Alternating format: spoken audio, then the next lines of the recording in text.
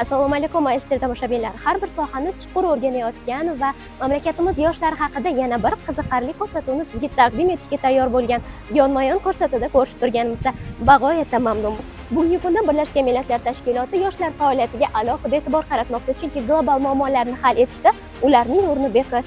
Agarda siz yoshlar mavzusiga befarq bo'lmasangiz, ekranga yaqinroq keling va mamlakatimizda yoshlarni qo'llab-quvvatlash borasida amalga oshirilayotgan islohotlarga, natijasiga quloq tuting.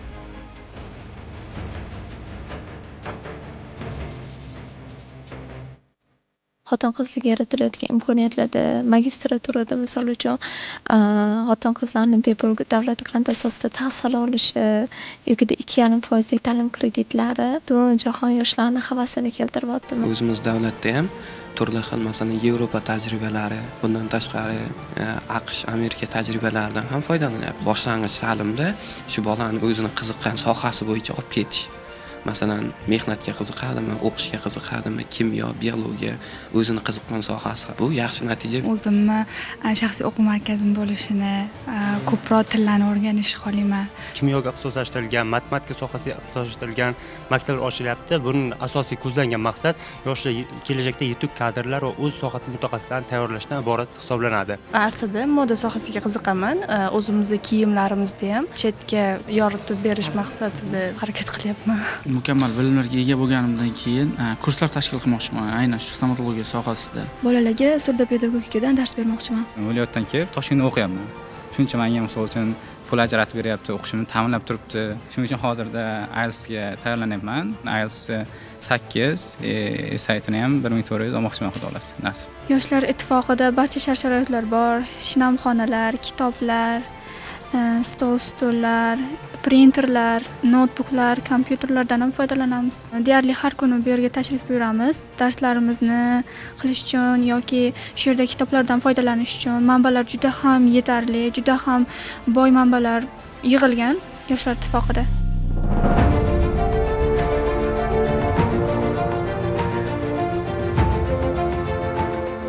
Xalqaro maydonda o'z bilim va ko'nikmalarini namoyon etayotgan tadbirkorlik bo'ladimi, yaratuvchanlik sohasi bo'yicha dunyoni lol qoldirayotgan yoshlarimiz 2018-yildan buyon yoshlar forumida ishtirok etib, o'z taklif va tashabbuslarini bildirib kelishmoqda. Xususan 200 ga yaqin mamlakatlar delegatsiyalaridan ko'ra O'zbekiston delegatsiyasi birinchi marotaba Birlashgan Millatlar Tashkilotining minbarida so'zga chiqishi esa yoshlarimizga bo'lgan ishonchni namoyon etdi.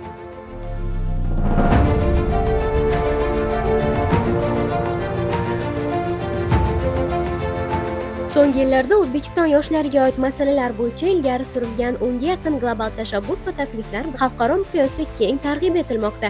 Shu bilan birga O'zbekistonning Yoshlar 2030 strategiyasini amalga oshirayotgan 10 ta davlat qatoriga kiritilishi quvonarli holdir. 2023-yilda Yoshlar taraqqiyoti indeksiga ko'ra O'zbekiston yoshlar siyosati sohasida eng tezkor sur'atlar bilan rivojlanayotgan mamlakat deya e'tirof etilmoqda. Shunday ekan, mamlakat yoshlarining faoliyati nimalardan iborat bo'lmoqda? O'zbekiston yoshlar ittifoqi yoshlarga oid davlat siyosatining yuritilishida yoshlar bilan bog'liq bo'lgan notijorat tashkilotlarni qo'llab-quvvatlash, ularning faoliyatini amalga oshirilishida to'g'ri yo'nalishlarni ko'rsatish. Ya'ni yosh fermerlar bo'ladimi, yosh olimlar bo'ladimi, yosh huquqshunoslar bo'ladimi, ekologiya harakatini yuzaga keltiradigan yoshlarimiz bo'ladimi? O'zbekistonda har jabhada yoshlarni o'zini o'rnini shakllantirilishida, ularni iqtidorligini namoyon etishida xizmat ko'rsatadigan tashkilot sifatida faoliyat yuritadi. Faol yoshlarimiz Yoshlar ittifoqi atrofida jamlangan, hammasi o'zlarining sohasi bo'yicha, o'z malakasini oshirish bo'yicha Yoshlar ittifoqi tomonidan amalga oshirilgan tadbirlarni hammasi faol ishtirok etib kelmoqda. O'zbekiston Yoshlar ittifoqi markaziy kengashida harbiy sohadagi yoshlar bilan birgalikda ishlab kelmoqdamiz. Aynan harbiy qism va muassasalardagi boshlang'ich tashkilotlar faoliyatini muvofiqlashtirish hamda yoshlarni harbiy vatanparvarlik ruhida tarbiyalash yo'nalishi bo'yicha faoliyat olib boramiz. O'zbekiston Yoshlar ittifoqi 2017-yilda muhtaram prezidentimizni 51/16 qarorlar farmonlariga asosan tashkil etilgan nodavlat notijorat tashkiloti sifatida faoliyatini boshlagan. Ittifoq tarkibida boshlang'ich tashkilotlarimiz mavjud. Ushbu boshlang'ich tashkilotlarimiz oliy ta'lim, professional ta'lim, harbiy qismlarda Jami 2019 da yoshlar yetakchilarimiz boshchiligida boshlang'ich tashkilotlar tashkil etilgan. Yoshlarimizni bo'sh vaqtlarida mazmunli o'tkazish maqsadida yoshlarimiz bilan boshlang'ich tashkilotlar yetakchilari tomonidan olib borayotgan loyihalar, tadbirlar orqali qamrab bo'lmoqda.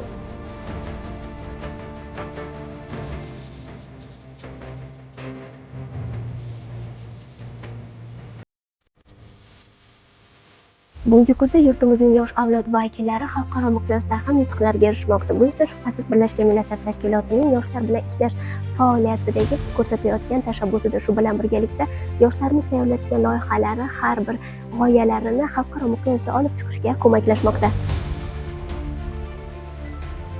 Oliy o'quv yurti dargohlarida yoshlar yetakchilari bor. Masalan, oliy ta'limga kirib borilishi bular orqali bo'ladi.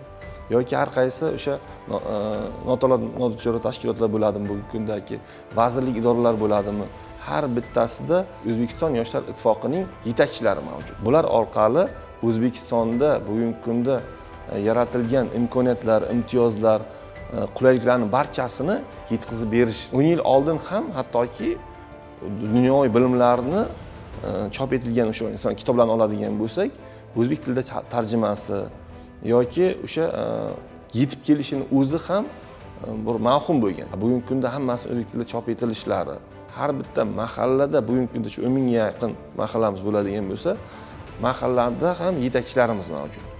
Ular orqali to'g'ridan-to'g'ri ular davlat xizmatchilari sifatida faoliyat yurityapti. Maktab bitiruvchilariga qo'yilgan talab bor. Bitta kasbga egasi bo'lish. Bu borada ham mana statistikamiz o'zi aytyapti. Qaysi bolamizdan so'raydigan bo'lsak, oldingiga nisbatan men juda ham keskin o'zgarishni kuzatib o'ryapmiz. Dunyodagi top universitetlarga kiritilish bo'yicha ham statistikamiz 30-40 barobar oshganligini ko'rsatyapti yil davomida.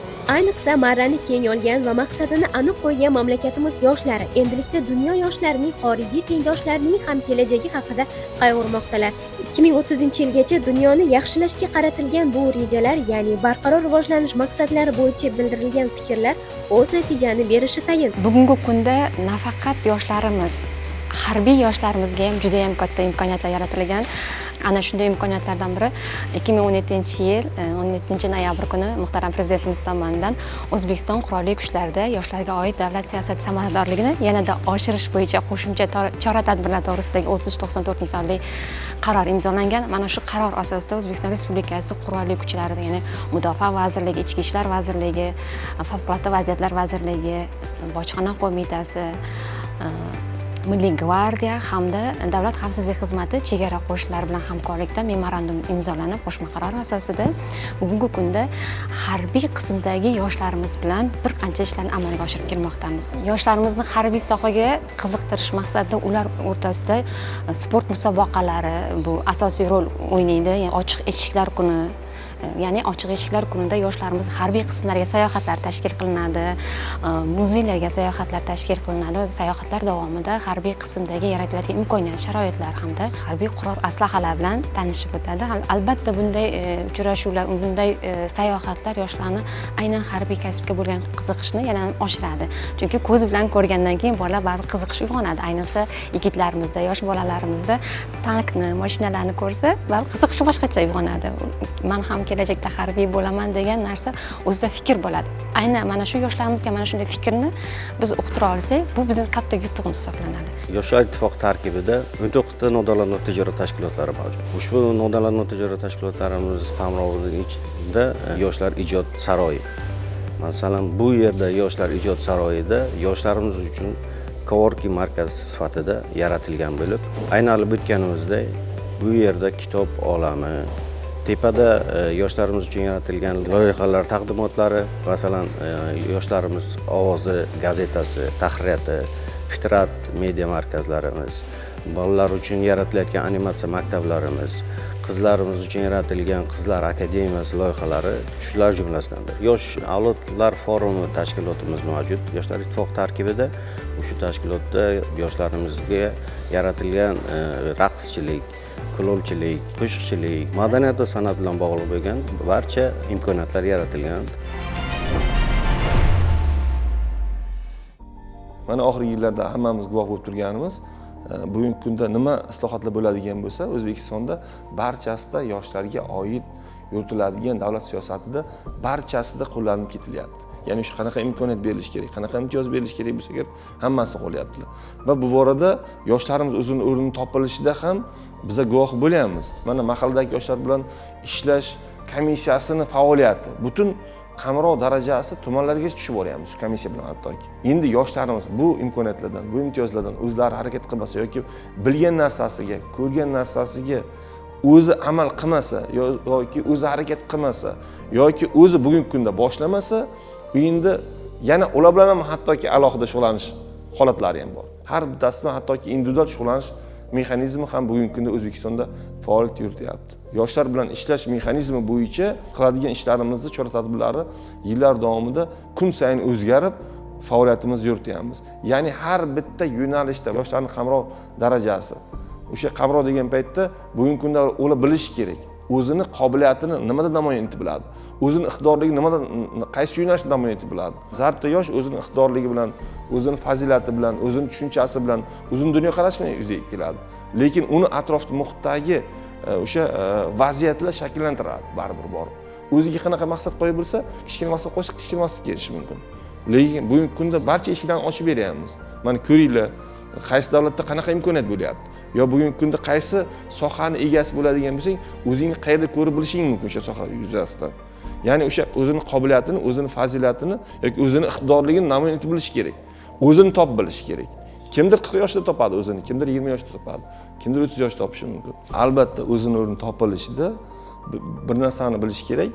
Bugungi kunda yoshlarimiz buni juda ham ko'p ta'kidlaymiz. Mana bizani katta-katta loyihalarimiz bor. Prezidentimiz haqiqat muloqotda deydilar. Haqiqatan ham muloqotda. Uni kitobiy tarzda beradiganimiz boshqa narsa bo'lyapti, lekin biz baribir muloqot qilishimiz kerak bo'lgan juda ko'p masalalar bor. Moddiy ehtiyojdan kelib chiqadigan bo'lganimizda ham o'sha tadbirkorlik faoliyatini oladigan bo'lsak, tadbirkorlik yo'nalishida biror bir yo'nalishi yo'qki, to'liq qamrab olinmagan. Bugungi kunda aytishimiz mumkin, yirik tadbirkorlarimizni aytishimiz mumkin, ular o'zlari masalan egasi bo'lib bo'ldi, karzinga egasi bo'lib bo'ldi yoki qurilishdan yoki qaysi yo'nalishdan IT sohasidan kimlardir dars berishlardan qamrab olindi deyilishi mumkin. Lekin zamon o'zgargan sari texnologiyalar o'zgaryapti, bilim berishlar o'zgaryapti, harakat qilishlar o'zgaryapti. O'sha harakatlar o'zgaryapti hattoki. O'sha resurslar hali bitmas, tugunmas resurs borligini bilish kerak. Resurs deganda faqat moddiy resurs degan tushuncha bo'lmayapti. Bugungi kunda mana top o'sha dunyoda oladigan bo'lsak, najot ta'limda, najot ilmda. Ular ilm bilan ta'limni o'zini iqtidorligi bo'yicha to'liq qamrab oladigan bo'lsa, o'zini dunyo miqyosidan ko'rsatib biladigan imkoniyatlar bor bugungi kunda.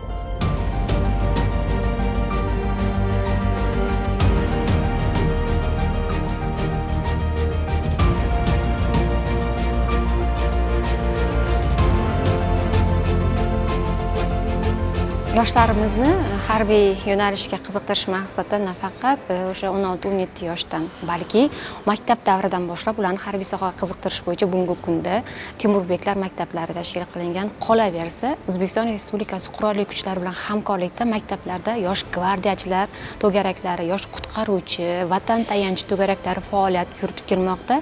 Maktab o'quvchilarini aynan shu harbiy sohaga qiziqishini oshirish bo'yicha bugungi kunda muntazam faoliyat yuritib kelyapti. Maktablarimizda vatan tayanchi otryadlari tashkil qilingan. Aynan bu yo'nalish bo'yicha yoshlarimiz shu to'garaklar a'zo bo'lib, nafaqat yurtimizda, balki chet davlatlarda ham musobaqalarda ishtirok etib, birinchi, ikkinchi o'rinlarni qo'lga kiritib kelmoqda. Albatta bu quvonarli hol. Ana shu to'garakdagi yoshlarimiz kelajakda albatta harbiy bo'laman degan o'zida maqsad qo'ygan. Yosh qutqaruvchi musobaqalari jarayonlarida o'zlarini sinagan yoshlarimiz bugungi kunda Belorussiya davlatida o'tkaziladigan har yil bo'ladigan musobaqalarda birinchilikni qo'ldan bermaydi. Bu yoshlarimiz ham kelajakda o'sha qutqaruvchilik kasbiga bo'lgan, harbiy kasbga bo'lgan qiziqishlarini, bilimlarini oshirib, kelajakda o'sha soha egasi bo'lish maqsad qilib qo'ygan. Shuni quvonch bilan aytishimiz kerakki, bugungi kunda dunyoning top oliy o'quv yurtlarida 1,5 mingdan ziyod talabamiz tahsil olmoqda. So'nggi 7 yilda birgina El-yurt umidi jamg'armasi yo'llanmasi orqali 2300 nafar yoshlar xorijga o'qish uchun yuborilgan. Davlatimiz rahbari joriy yilning 14-fevralida mamlakatimiz yoshlar bilan ochiq muloqotida xorijda o'qiyotgan har bir talabaga bosh-qosh bo'lib, ehtiyojlarini aniqlash, vatanga qaytib mamlakatimizning ijtimoiy-iqtisodiy rivojlanishida o'z hissasini qo'shish uchun bor imkoniyatlardan foydalanish imkoniyatiga ega ekanligini ta'kidlagan edi. Yoshlarimiz o'rtasida eng mashhur platformalardan biri bu Ibrat akademiyasining platformasi, Ibrat farzandlari platformasi hisoblanmoqda. Platformamizda 20 dan ortiq chet el tillarini onlayn ravishda platformada yoshlarimiz o'zlarini telefonlarida o'rganish imkoniyati yaratildi. Ushbu platformani bugungi kunda natijalarini ko'rib turibmiz. 20 mingdan ortiq yoshlarimiz til o'rganish bo'yicha onlayn ravishda ishlarni amalga oshirib kelmoqda. Xuddi shunday yosh kattalarimiz uchun ham yoshlarimiz uchun asosiy Ustoz AI loyihamiz mavjud. Ushbu platforma sifatida yaratilgan. Shu platformada zamonaviy kasblarni o'rgatish, zamonaviy kasblar haqida tushunchalar, zamonaviy kasblarning turlari va zamonaviy kasblarga kirib kelish yo'llari haqida alohida platformada yaratib berilgan va imkoniyati qo'llanilib kelyapti. Yoshlar yetakchiligida ilmiy innovatsiyalar, siyosiy va amaliy xarakterlar, kelajak uchun hamkorlikni rivojlantirish mavzusida davra suhbati tashkil etilib, O'zbekistonda yoshlarga oid davlat siyosati sohasidagi amaliy ishlar va kelgusidagi rejalar namoyish etildi. Oldin O'zbekistondagi yoshlarda tushunchasida ko'proq o'sha chet elga chiqilishida oddiy ish sifatida qaralardi.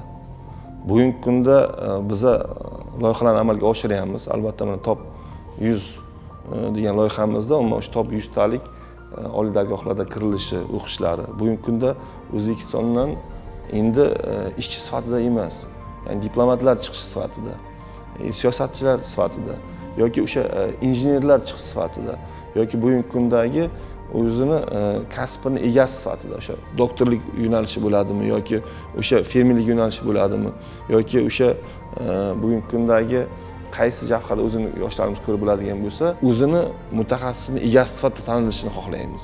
Va bu yo'nalishlarda har bitta iqtidor egasi, ya'ni o'sha kasb egasi yoki o'sha yo'nalishlarning egasi sifatida bolalarni, lider bolalarni olib turib, oldiga jamoa sifatida shakllantirib beryapmiz.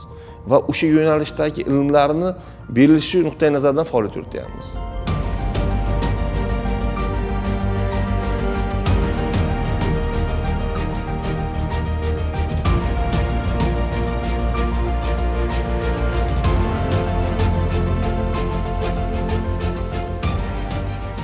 Darvoqe, kelajak uchun qo'yilayotgan har bir qadam, bugungi ishonch, erishilayotgan yutuqlarimiz, bilimlarimiz, bularning barchasi ertangi kunning poydevori deb hisoblanadi. Shuning uchun ham bugungi xalqaro miqyosda erishilayotgan yutuqlarimiz, muvaffaqiyatlarimiz, xususan startap loyihalar bo'ladimi, texnologik ta'lim yo'nalishi, IT, tibbiyot, iqtisodiyot, bularning barchasi bizni asosiy nuqtada birga jamlanishimizni talab etadi. Ko'rsatuvimiz esa o'z yakuniga yetdi.